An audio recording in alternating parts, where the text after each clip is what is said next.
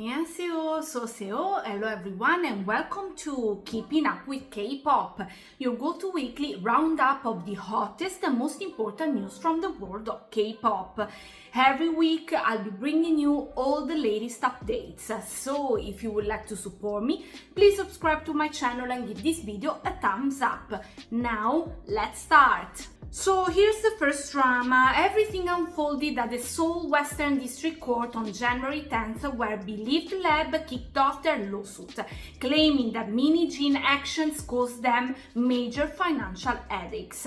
Belift Lab is suing for a whopping 2 billion won in damages. They argue that Min's activities tanked ILLIT social media following and album sales. It didn't stop there. Brands like KT and Pocari Sweat even pulled the plug on their deals with ILLIT.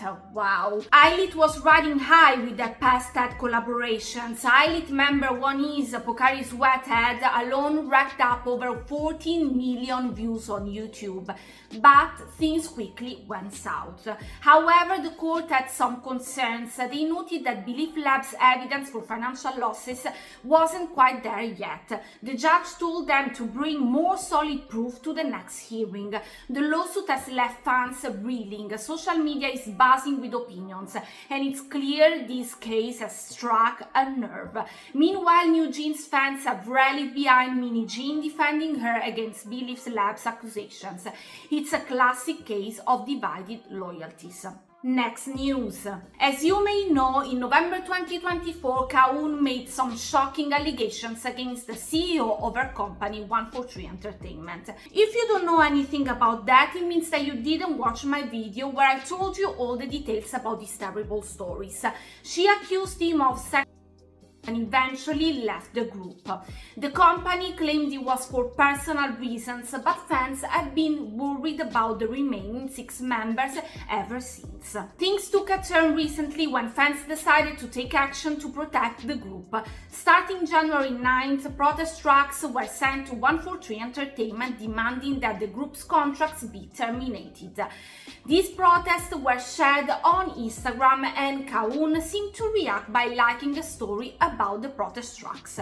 She also liked another story mentioning banners sent in support of the group.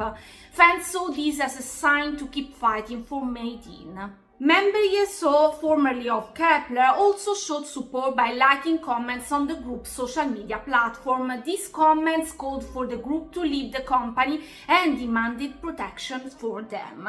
One comment even called the CEO a dirty pig.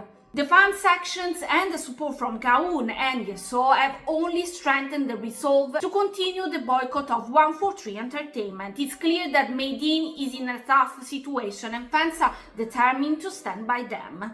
Next news. Recently, ADOR filed an injunction at the Seoul Central District Court against NewJeans. The reason? To prevent the members from signing advertising contracts on their own and to protect the agency status. On January 13th, ADOR released an official statement explaining that this move was necessary to prevent any confusion or damage to third parties, like advertisers. According to ADOR, the members of NewJeans unilaterally terminated their exclusive contracts and have been trying to sign advertising deals without the agency's approval.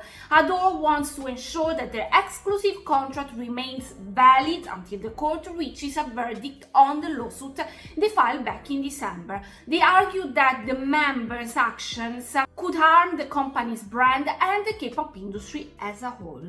In their statement, ADOR emphasized their commitment to continuing to support NewJeans' activities according to the contract. They have already planned various projects and advertisements for the year, including albums and fan meetings, and they want to communicate with the NewJeans members moving forward. Next news. A few days ago, the Corruption Investigation Office for High-Ranking Official CIO officially arrested President Yoon Suk-yeol. The CIO arrived at his residence around 4:40 a.m. KST to prepare for the arrest, and by 10:33 a.m. KST, they served him with a arrest warrant. He was then transported to the CIO headquarters for questioning. If you would like to know more on the reason why the South Korea president was arrested, go and watch the video I made about this. Shortly after his arrest, Yoon Suk-yeol says released a pre-recorded video message to his supporters. In the message, he expressed his gratitude for their support and criticized the current state of the rule of law in the country. He mentioned that warrants were being issued by agencies without proper authority and that investigative agencies were committing illegal acts. Yoon Suk-yeol stated that he decided to appear at the CIO to prevent any potential bloodshed, but he does not approve of the investigation. He emphasized that his appearance is not an acknowledgement of the investigation's validity, but rather a desire to prevent violence. He also expressed hope for the future of the country despite the current dark times and encouraged citizens to stay healthy and strong. I would like to express my sincere gratitude for all those who have cheered me on and supported me. Unfortunately, the rule of law has completely collapsed in this country. Seeing warrants being issued by agencies without investigative authority and courts without warrant review authority issuing arrest warrants and raid warrants, and seeing investigative agencies issuing false official documents to deceive the people, committing such illegal acts and forcibly proceeding with procedures based on invalid warrants, I cannot help but feel regretful. Even though I am experiencing such illegal acts and I'm at a disadvantage, I hope that this will not happen to our citizens in the future when they experience criminal cases. Today, I decided to appear at the CIO in order to prevent an unpleasant bloodshed after seeing them invade the security zone with firefighting equipment. However, I do not approve of the investigation by the CIO. As the president, who must protect the constitution and legal system of the Republic of Korea, responded to such illegal and invalid procedures is not an acknowledgement or approval of the investigation, but rather a desire to prevent unpleasant bloodshed. Seeing the people, especially our youth, truly recognize the value of liberal democracy and show passion for it, I have come to think that although the law is collapsing and these are very dark times, the future of this country is hopeful. Citizens, I hope you stay healthy and strong. When not under questioning, Yoon Suk-yeol will be held at the Seoul Detention Center. This marks the first time a sitting Korean president has been arrested. Next news. Last September, Min Hee Jin had a conversation on Telegram with the uncle of a NewJeans member, coinciding with a fan filing a complaint to the Ministry of Employment and Labor about Honey being bullied at work.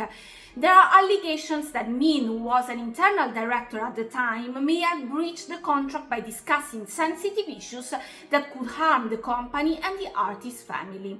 Cho Seung-bis recently obtained the Telegram messages exchanged between Min and Mr. A, the uncle. Here's a snippet. Mr. A, the Ministry of Employment and Labor has started. Please call me. Min Hee Jin, I'm currently getting an IV. I'll call you in the afternoon. Just 2 days before this exchange, a fan requested an investigation into the NewJeans bullying incident, which Honey had publicly revealed during a live broadcast in September.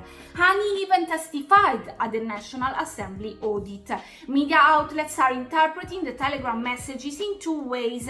Either Min Hee Jin was inquiring about what the Ministry of Employment and Labor had started, or she was discussing ongoing work related to them. Either way, her awareness of the petitions raises suspicions of intervention.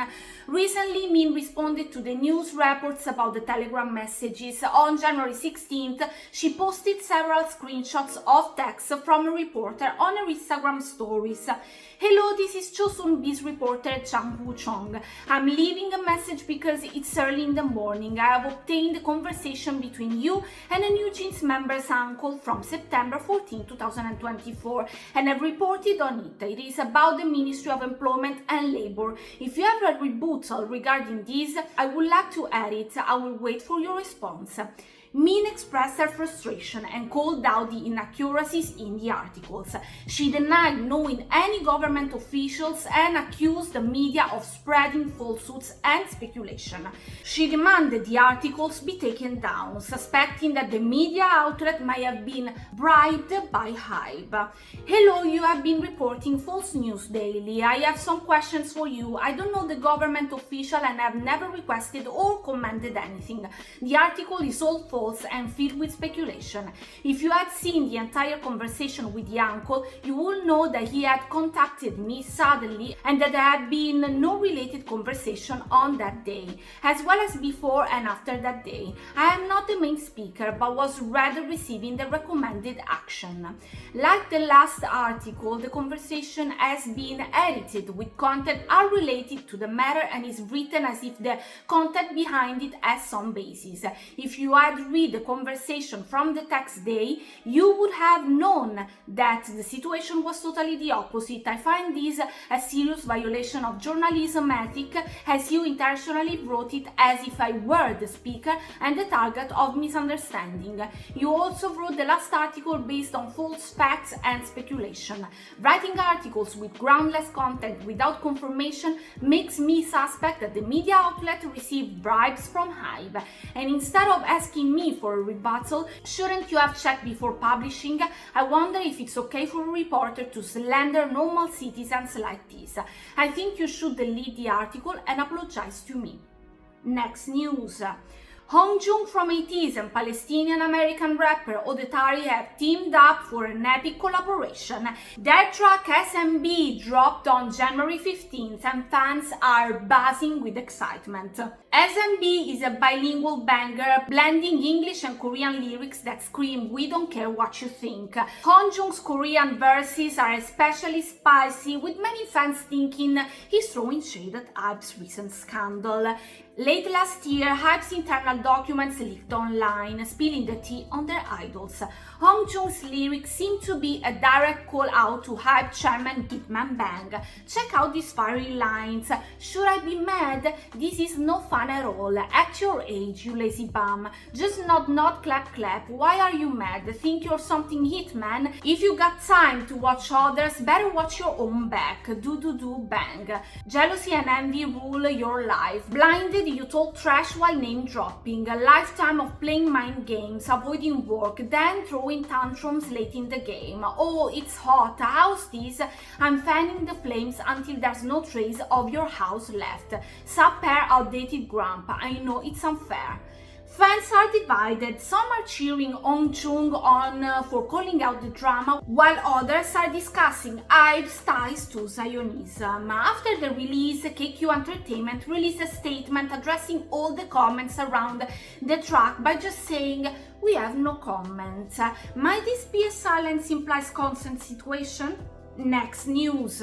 There are some major news about Xikers' first ever Asia tour. The 2025 Xikers World Tour Tricky House First Encounter was set to start on January 17th in Bangkok and then hit up Kuala Lumpur, Macau and Jakarta.